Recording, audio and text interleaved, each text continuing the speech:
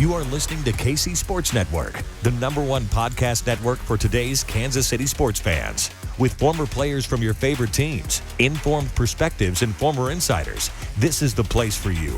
KC Sports Network is proudly presented by Emprise Bank, your partner in possible. Welcome into Booth Review presented by Emprise Bank. When was the last time you went into a bank? Now more than ever, who you're doing business with is more important than where they're located. Emprise Bank is a trusted business partner that can serve anyone, anywhere. Emprise Bank, member FDIC. We are coming to you Saturday night post-game after the Kansas Jayhawks upset West Virginia in Morgantown in overtime to go and advance to 2-0 and sole possession of first place in the Big 12. Scott Chasen, hello. Kent Swanson, what a crazy game. We have so much to talk about, Kent, the least of which is our group DM calling the Jacoby Bryant game-winning pick six interception, which I didn't even know the rule in overtime. I guess there's still some question about what the final score of this game is. Kansas didn't win in overtime. Kansas won by 2 scores in overtime. Kent. I don't care. I don't care if it counts. I don't care if it doesn't count. All I care about is that KU won. We're in a group chat with Kevin Flaherty. Kevin says Jacoby Bryant's making a pick here, and Scott replies to the house for a pick six. And then I don't know. I think I said you called it, and it happened. And then chaos ensued. Like you guys called it. Like salute. Lots of chaos, but let's talk about something you've been saying pretty much the whole year, which is that you are a huge believer in the quarterback at the University of Kansas, Jalen Daniels, who is probably at this point undoubtedly Kansas's best quarterback, most talented for sure, since Todd Reesing. Can't talk about the quarterback today because Jalen Daniels leading this offense, I mean, flawless, phenomenal, as good as you can be. It was outstanding, and KU just might have the best quarterback of all the local schools. They definitely have a better quarterback than Missouri, which hasn't been able to be said in a long time. Adrian Martinez versus Jalen Daniels is going to be a lot of fun later in this year, but this young man is still a teenager, by the way. Still a teenager, by the way, was unbelievable. He didn't flinch. I thought he made big plays when he needed to. He protected the football very, very well. There was no near pick. There was no near miss. There was no, was no big flaws, big errors in his performance in a tough environment where the weather is adverse. And it wasn't the prettiest game, but I thought he was outstanding. Threw the ball extremely well. Threw it really well when the ball was dry. Ran the ball extremely well. Did he wind up leading this team in rushing? He did. 12 carries, 86 yards, 7.1 yards per carry. Led the team in rushing. Obviously led the team in passing. And they went on a streak of, I believe, 6 straight touchdowns. They got stopped in the first possession and then scored 6 straight touchdowns. Cannot speak more about this quarterback that we just saw. They were stopped by themselves. I think we agree on that first possession. A legal shift penalty, 2 linemen downfield on a play where LJ Arnold gets the ball to move the chains. This Kansas offense was so ridiculously good. And by the way, and this is such an afterthought, but just using it as evidence, there was no Jason Bean package in this game because there was no need for a change of pace at all. Everything Kansas did worked. I mean, when they spread it around, when they ran the ball, they had, I don't want to say shocking success because, Kansas has a lot of good offensive weapons, I think we think. But Kansas was dominant. And when you consider that start to the game involved the defensive back falling down, giving up a touchdown, and Kansas committing 4 penalties on a drive, this was very similar to the Texas game. For a majority of the game, Kansas dominated West Virginia. Now, obviously, it went into overtime. Kansas had to make key plays. Did Kansas get a little lucky because of a roughing the passer call in overtime? Sure. Did Kansas also not get a little lucky because of the fumble at the end of regulation and all the stuff leading up to West Virginia's touchdown, 2-point conversion, whatever? It all cancels out, and all of it is to say Kansas has changed the outlook on its season entirely. by taking that 14-0 deficit at the beginning of this game. First of all, making it a close game at halftime and just getting to half with it still being a game. And then what they did in the second half in overtime, Kent. I could not be more impressed by this KU team. And now I just want to know where they go from here because this changes expectations for the season. It definitely does. It changes absolutely everything. The trajectory of this team has changed even just in this first real win. I mean, Tennessee Tech, Kansas went out and proved that they were what they did. They were what they are, or they are what they were last week. Sorry. Michael Jordan, the roof is the ceiling. The roof is this. Yeah. I mean, you saw them look like a competent Power 5 football program last week. They come in this week. And obviously, it looked ugly early. It looked like the wheels were about to fall off. And I think Kansas fans probably had some level of expectation after seeing that start going, okay, here we go again. This is how much growth has this team really made? I was very curious. I was really curious about the response of this football team. And you saw proof that this is different. You saw proof that this is absolutely unequivocally different because when Kansas stopped getting out of their own way, they dominated West Virginia. They bopped this football team. They were the better football team tonight. Kansas was the better football team tonight. This was not a fluke. This was not an accident. The best football team in Morgantown this weekend was Kansas. They had the best quarterback. They had the best Daniels. The better Daniels won. They had a better running game. Their defense. Somehow they did have the better defense. Because they got more stops. And it didn't look like it was going to be the case. And honestly, if they hadn't tripped on themselves in the first possession, this game might have got ugly. West Virginia's lucky they got to stay in this football game. I am blown away by the progress of this organization and this team. It was incredible. This was no joke. This was no fluke. This team has a legitimate chance of going bowling. Ken, I just look at this performance. Like, I want to do this because this is like our post-game instant reaction. We'll be back midweek to break this all down. I want to pick a player. I want you to pick a player too.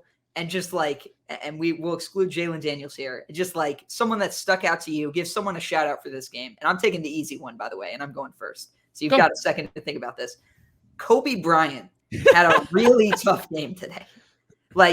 A few different guys did, right? West Virginia absolutely picked on the Brian Borland defensive scheme where he's going to leave his linebackers in coverage. And Derek Johnson of KOWN actually pointed this out to me. Craig Young on Pro Football Focus was listed at cornerback for week 1 because they list you by the position you play the most. And Brian Borland makes his linebackers if there's a receiver out there, you're covering him. You're not getting a safety help. Linebacker, go play man-to-man. Okay, so Craig Young got picked on a lot, especially on a touchdown. West Virginia went at KU's corners. Kent, you predicted that would happen. And for a lot of the game, he didn't hold his own. But something we've talked about on the show, and you saw it against Texas. You saw it last week when he returned to kick for a touchdown. We've seen it in practices where he gets pick sixes somehow, is that whenever there is that moment for a crazy game swing, it seems to be him at the center of it because he's not afraid to say, who was it? There was a basketball player, Anthony Edwards on the Timberwolves last year. That was before a pivotal defensive play. He was no matter what, I was going for the steal. I decided before the play happened, no matter what happened. That's Jacoby Bryant.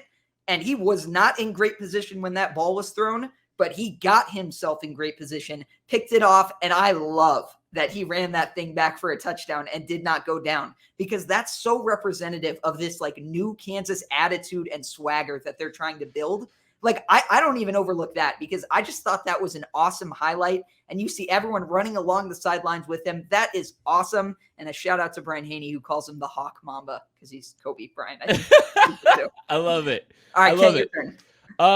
Okay. I have two. Mm-hmm. I'm gonna go. Go for two, Ken. Go for two. Let's do two. Okay. I want to give a shout out to the offensive line as a whole. Yeah. Oh my goodness. They were outstanding. The run blocking is night and day different than what you saw early in the season 15 months ago when Lance Leipold took that job in Kansas. We've talked about this all the time. And when I first watched that group, the first game of the Lance Leipold era, I was like, oh, this is brutal. But it's the same guys blocking right now. It's the same group blocking right now. And you saw outstanding pass protection. Great assignment on some of the blitzes and stuff that they kind of sent. I thought the line of scrimmage was moving well at times, was actually actively moving.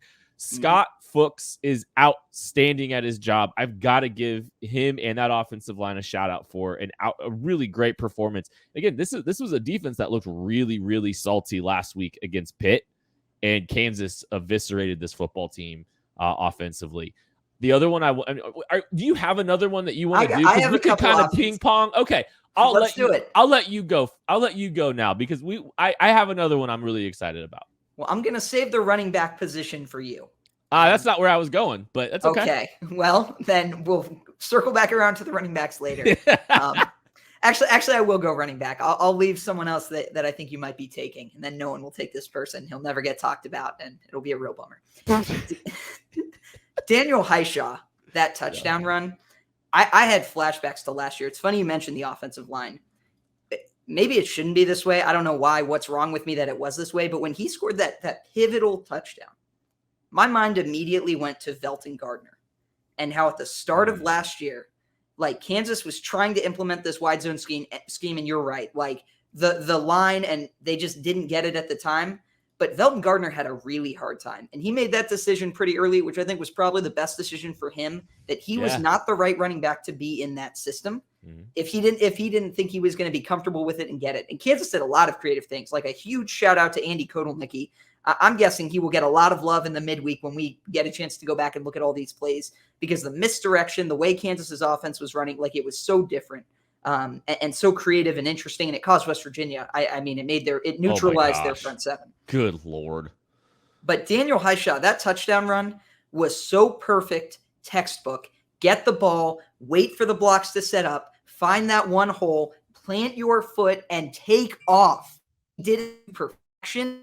It got him a long touchdown run. I thought that was – I mean, there were so many pivotal moments of the game. They don't win without any of them. The game went into overtime. But, I mean, that was the moment where I was like, KU gets this. They know what they're supposed to be accomplishing offensively, and that is just perfect execution of a landfill scheme. Oh, the scheme is insane. I mean, the scheme is absolutely. I can't wait. You're right. I can't wait to rewatch. I'm probably going to rewatch it tonight. Let's just be. Come on. Me too. You Me too. already know I'm going to be rewatching it. But some of the misdirection and some of the the concepts that they've been introducing, they're problematic for teams. They are absolutely problematic for teams, and that helps level the playing field, especially since the Jayhawks have so many great talented players in their skill position. Like, I think those are some strengths. I think offensive line might be a little bit too. I'm going to shout out one of the skill players that gets a little bit underlooked. We don't talk about him very often, but he led the team in receiving today, and that's Luke Grimm. Luke Grimm had some outstanding catches today, some very big catches in some big moments. Had a big third down catch at one point, but went and climbed the ladder and won at the catch point outside the numbers on a throw that Jalen Daniels kind of left a little bit inside.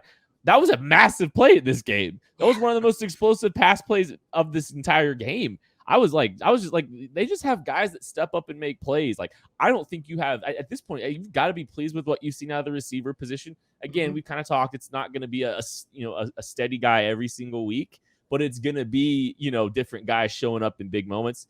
Luke Grimm was one of those guys that showed up big this week. I mean, that's absolutely true. And Ken, you've been calling for that. I mean, if you told me before the season that Douglas Emelian was not going to be in this team's top group, that Trevor Wilson was going to be suspended indefinitely, I mean, I already had questions about the wide receivers. I would have had major questions. And how about Quentin Skinner? What he's added the dimension from game one and then to this game, he made several big catches. Quentin Skinner's good for a post route every week now, it looks like. Just pencil it in. Pencil it in for my fantasy team too here. The deep threat, I mean, he has added, like, it's hard to compare like to like, especially because they're different players, different sizes. What they do is so different. But what Trevor Wilson provided as that speedy, smaller, deep threat, especially operating out of the slot, Quentin Skinner has brought that on the outside with more size. He's doing it consistently. I have been tremendously impressed by, one, how much Jalen Daniels trusts him and throws that ball when he sees him. And two, just Quentin Skinner makes a play. Like, if that play is available, he's going to make the play. And it all ties back to the thing, that I've talked about, you've talked about with Jared Casey, which is like, sometimes you just need that opportunity and then you just make plays and you keep doing it and you keep staying in that spot. And Jared Casey, by the way, if if you need 2 yards, throw it to him. I guess that was another thing we saw today again. Yeah. Great so catch. Tremendously Great impressed. catch. They needed, and that I believe that was their first touchdown drive, right? The Jared Casey one? The Jared Casey Yep. 2-yard catch was their first touchdown drive. They're down 14-0, and he goes and makes a play like that in response when they need him in that crucial situation. Good Lord. Come on. I got a question for you, Ken. Uh-oh. And we're going to talk about Devin Neal at some point. Okay. We gotta shout out. We got a lot to talk about, Scott. Yeah. When did you think Kansas was going to win this game? I felt pretty good when they tied it up. And they got that first defensive stop. I had a real good feeling about this team. And we can, I don't want, I'll let you talk about it in a sec. You tell me when, but I want to come back to the defense here in a second, because we've spent a lot of time talking about the offensive side of the ball, but there's some things on defense we do need to talk about. But when did you, I think when they tied it up, I had a very good feeling about this game. I don't know if I was like, oh, it's over, they won it, but like I had a very good feeling when they got that first stop on defense in the second half. For me, a little bit later, when Kansas went up 35-28, I was like, oh, they're when they took the lead. Got it. But when West Virginia kicked that first field goal, and it was like, oh, like Kansas has now gotten, whichever way, and we can pivot to the defense, like a couple stops here, one legit stop, and then whatever. I mean, that was the moment where I was like, West Virginia had an emotional edge early. I truly believe this. I mean, Neil Brown knows, I know he's got a buyout, whatever. Like, he does not have a future at West Virginia if this year is not more fruitful than it's been so far. He's 0-2. He may not have a future at West Virginia on Monday. I mean, like, that team came out like a team that was pissed off, that lost to its rival, that should not have. I mean, if he goes for a fourth down, they win the game. If they get 1 yard, similar to a decision Kansas had, we can talk about that. And if a receiver doesn't drop the ball or tip it up and give it to Pittsburgh for a pick six, they win that game.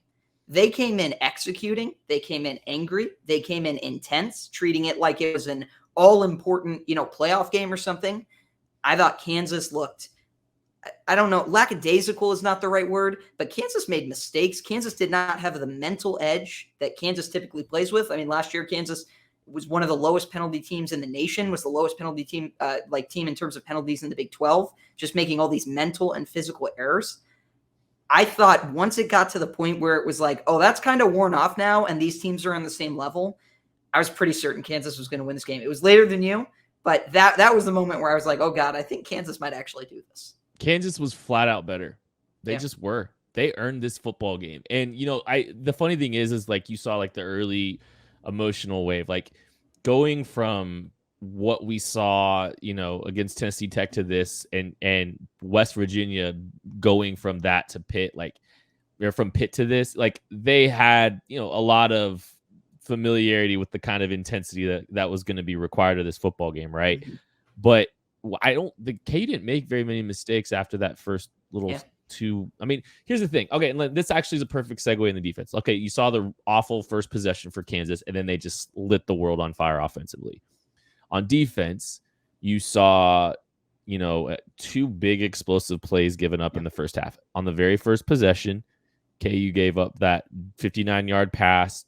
OJ Burrows tripped. Mm-hmm. A little fluky, right? Whatever. It wasn't busted coverage. It was just like a player literally tripped. Yeah. And then you saw 3 and out. West Virginia drives back down the field. I think that one was that another explosive play? I don't think it was. I think that was the Kenny Logan, the bad angle that he took. Was that? I think it was. I could be wrong, but I couldn't remember if it was or not. Okay, mm-hmm. So if that's the case, all right. So you have 2 poorly executed, 2 explosive plays given up, right? But the rest of the game, the entire rest of the game, Kansas made them earn it every possession. They reduced the explosive plays. They finally limited those. When they weren't giving up big explosive plays, they were drastically different. I think the tenor of how you feel about the defense sours because of what you saw early with some really rough, I don't want to say fluky, but 2 big explosive plays kind of changed everything. But like, I look at the totality of the body of work, and sure, some things weren't perfect, right? But when they forced West Virginia to drive down the field and make sustained drives, it wasn't that bad. It was Big 12 capable. It was not gonna be a deterrent for you. I'll use this as a prime example. Okay, guess how many yards per carry West Virginia averaged today? That's a great question. I feel like outside of that one, most of their carries were shorter. They had one carry They had one carry for 10 yards. They gave up 3.8 yards per carry. Wow. That dog will hunt, as our producer Tucker will say. Brian Borland says this, the defensive coordinator. He talks about making the other team one-dimensional, and he says if they can run, then they can run and they can pass because you're worried about the run, and so they're going to be able to pass over the top. So I think in many cases he's okay with that, and he's okay with giving up some 20-20 stuff if the defense can hold up, can make the other team be one-dimensional. And I'll tell you what, Kansas got some breaks, especially defensively as the game went on. But when you look at it, what was it? It was 35-28, or excuse me, it was 28-21. Kansas was losing. Kansas got a stop. Then I think Kansas held them to a field goal. And then I think Kansas held them to another field goal after that, or maybe there was another stop mixed in there. But there were like 3 or 4 defensive possessions in there. Not great. You're not winning any awards. You're not Georgia from last year. but this is the Big 12. Offenses are going to score points. And if you have Jalen Daniels, you feel fantastic that he's going to put a lot of points on the board for you. Well, they even put him in some fourth down situations too. Mm-hmm. Like Kansas actually, they put him in some fourth downs. West Virginia was either aggressive or had to go out and try to, like late, I think West Virginia on their touchdown drive had a fourth down. I mean, so, at least one fourth down that they had to execute. So like, I don't know, like, I'm not going to say the defense was good. I don't think it was as bad as we're accustomed. It's night and day better than what you saw last year, even though the statistics may not look like it today. I look at key metrics. Stopping the run was great. If you take away, if you take away the 2 explosive pass plays, what does this look like?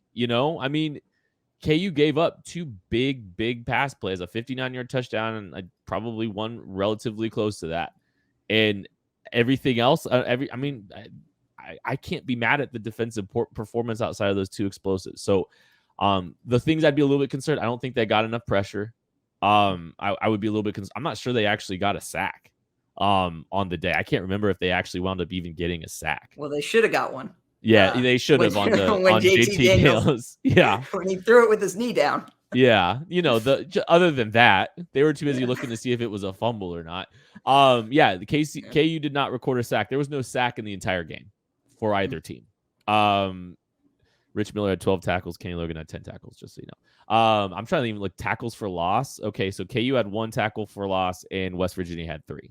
So, the funny thing is, it's like, okay, like we're sitting here talking about the KU defense. Like, how does the West Virginia defense feel? Because KU still had the best defense on the field this week. Like, and that's just crazy to think about. I genuinely, I'm not just saying, I genuinely believe that. Yeah. No, KU's added, to me, depth and enough pieces that when you get to you can now say, let's just get to the half and figure this out. Could not say that last year. Maybe you thought you could early, but I would bring up the Baylor game. It was 14-7 as half as an example.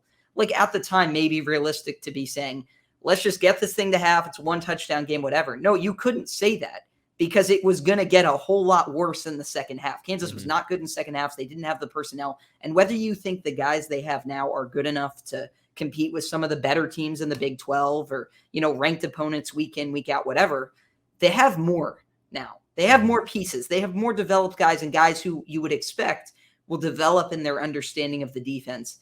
Ken, I know we're going quick today, so I want to circle around to one thing before we get out of here. I want to talk about Devin Neal because the number of times this year that already he has made plays that I'm not sure other running backs in the Big 12, let alone this team, would be able to take what should be a 1-yard gain or a 1-yard loss and finds a way to get a few extra yards. I thought a lot of the running backs played very well today. In fact, Torrey Loughlin, who was on special teams when he did this, he recovered a muff punt, which was huge. Yep. We talked about Daniel Hishaw. That was a game changer right there. We didn't talk about the punt. Yeah. I mean, a huge play. We talked about Daniel Hishaw. I continue to love the way Savion Morrison runs with the ball. Daniel Hishaw, by the way, recovering his own fumble That was another pretty huge play when he dropped the ball and somehow At the goal muscled his line. way to recover it. But what Devin Neal does every week just continues to impress me. And he's so tremendously mature. He's a leader of this team at a young age. He's 19 too, just like Jalen Daniels, although Jalen Daniels is about to turn 20. So we can always say he's a teenager for a little bit more. But I'm really impressed. I'm continually impressed by the KU running backs. I see so many reasons to be positive about this team across the board. And to me, you go into Houston and maybe you're not expecting to win, like you probably weren't expecting to win this game, but you're going to say, hey, Kansas can make that a game. You're going to look at Texas Tech and say, hey, Kansas can make that a game. You're going to look at TCU and say, hey, Kansas can make that a game. You're going to look at Duke and say, Kansas is going to be favored in that game against a Power 5 opponent. And we're not far removed from the days of Rutgers where Kansas beat them by 50 points. And that wasn't even a good Kansas team. Mm-hmm. So, like, I'm not saying I expect Kansas to go win 8 games the rest of the year, whatever. I'm just saying if Jalen Daniels is this, if the running game is this, if Devin Neal, if the offensive line, if all these pieces are as good as they showed today, this team's going to win some games. And they're going to be in games, and it's going to be really fun. Yeah, no, they're well on their way. And I don't, it's I think calibrations are all out of whack right now. Yeah. And that's okay. Just enjoy it. Just enjoy it. Who knows what this season is going to ultimately look like, but just know it's different. It's different now. It is something. I don't know if it's going to be 4 wins or they could win 14. Technically, it's not going to be 14. 15. Be 15. Yeah, 4 or 14. Maybe they lose 1 game. I don't know. Okay, fair. I don't know, but like I just know that things are undoubtedly different here at Kansas. The culture has shifted. The culture is night and day, and you saw that represented on the field today.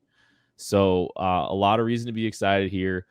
We'll be back on Tuesday to break this game down. Make sure you subscribe to the KCSNU channel. We have a new it's all about the U, baby. It's KCSNU. It's our college specific channel. It's going to be better for us. We have more college shows on there now because of that too. We're kind of running out of room a little bit almost, and so we have a sweet new college preview show that we just launched today as well. So but we'll be back later this next week to kind of break down West Virginia a little bit more. Get ready for the Clayton Tune Bowl next week. This has been a lot of fun. The Kansas Jayhawks win 55-42 in overtime in Morgantown. They go on a ridiculous. I think I'm gonna do the math really quick. They went on a 48-21 run to end that game. They dominated them when it mattered, and it's gonna be fun to watch the rest of this year and see where they can go because expectations have changed, and we'll try to figure out what that means on Tuesday and further. Thank y'all. We'll catch you later.